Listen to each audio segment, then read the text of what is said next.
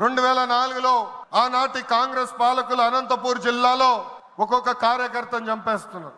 అది చూసి చంద్రబాబు నాయుడు గారు వాళ్ళ పిల్లలు ఫ్యాక్షన్ లోకి వెళ్ళకూడదని ఏకంగా గండిపేటలో ఎన్టీఆర్ మోడల్ స్కూల్ ఏర్పాటు చేశారు. నాతో కన్నా కార్యకర్తల పిల్లలతో ఎక్కువ సమయం ఆయన గడిపారు.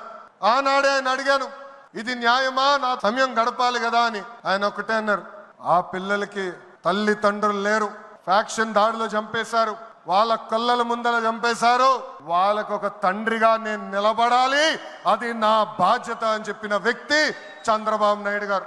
యువగలం పాదయాత్రలను కలిసా, వాళ్ళ కష్టాలు నేరుగా నేను చూసా.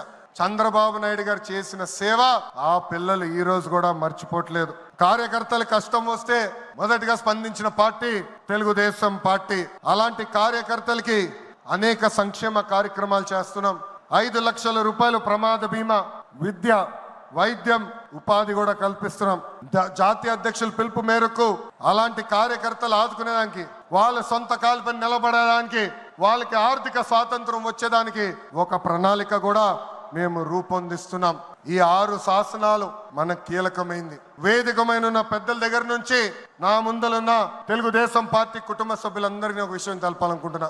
కష్టకాలాలు వస్తాయి, మన రోజు కొన్ని నిర్ణయాలు తీసుకోవాల్సి వస్తుంది.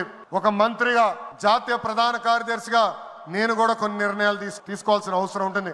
అప్పుడు ఈ 6 శాసనాలు మనందరం చదువుకుని ఆ 6 శాసనాలు చెప్పిన మార్గమే మనందరం ఎంచుకోవాలని ఈ సభాముఖంగా కార్యకర్తలకి, వేదికమైన నాయకులందరికీ నేను పిలిపిస్తూ, నా తెలుగు కుటుంబం ఈ 6 శాసనాలు నేను ప్రతిపాదిస్తున్నాను.